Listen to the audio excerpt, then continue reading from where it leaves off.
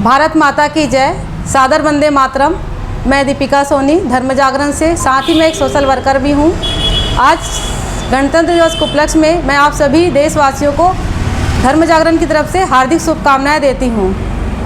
26 नवंबर 1949 को संविधान सभा में संविधान लागू किया गया था। 15 अगस्त 1947 को जब देश आज़ाद हुआ, उस समय लोकतांत्रिक देश के रूप में इसे सामने लाना था, इसलिए संविधान की रचना की गई थी।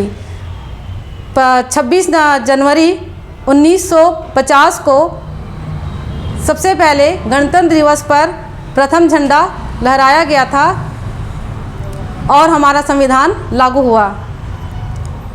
आपके इस चैनल के माध्यम से मैं एक छोटा सा संदेश आप लोगों को देना चाहती हूँ कि प्रत्येक 10 वर्ष में हमारे देश में जनगणना होती है और इस जनगणना जो पिछली जनगणना हुई थी 2011 में और 2021 में भी जनगणना नहीं हुई है।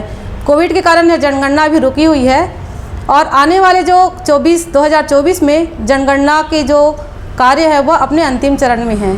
जनगणना अधिकारी बहुत जल्द आप लोगों के घर पे डाटा एकत्रित करने के लिए आपके घर पहुंचेंगे। आप लोगों को करना क्या है कि सनातन होने के नाते हमारा जो संस्कृत की जो भाषा है, यह भाषा को अपने जनगणना अधिकारी को जब डाटा एकत्रित करने आए उस समय बतानी है। हमें जो भी भाषा हम जानते हैं, मलयालम है, तेलुगु है, मराठी है, वो तो हमें बताना ही है। अपने राष्ट्रभाषा के साथ साथ अपने संस्कृत भाषा को भी बताना है। लास्ट समय जब 2011 को जनगणना हुई थी, उस समय संस्कृत की जो भाषा थी उसको जानने वालों लोगों की संख्या लगभग 24,000 थी। समग्र भारत में 24,000 सिर्फ लोग संस्कृत जानते, ऐसा नहीं है। सनातन होने के नाते हम सभी अपने जितने भी मंत्रोच्चार होता है, पूजा पाठ होता है, हमारे घर में जितने भी शुभ कार्य होते हैं, हम सभी कहीं ना कहीं से संस्कृत भाषा का उपयोग करते हैं।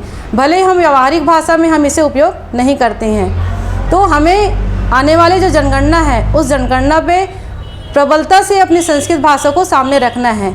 2011 के आंकड़े बताते हैं कि अरब जो और भी भाषाएं हैं, अरबी है, फारसी है, ये सब भाषाएं हमारी संस्कृत भाषा से ऊपर चल रहे हैं। सरकार के द्वारा इन भाषाओं के प्रचार प्रसार उत्थान के लिए सरकार से फंड भी आता है, लेकिन हम अगर अपनी गलती से संस्कृत भाषा को अगर नहीं बताएंगे तो शायद यह विलुप्त भाषा में चला जाएगा और कभी भी हम अपने संस्कृत भाषा के प्रचार प्रसार नहीं कर पाएंगे।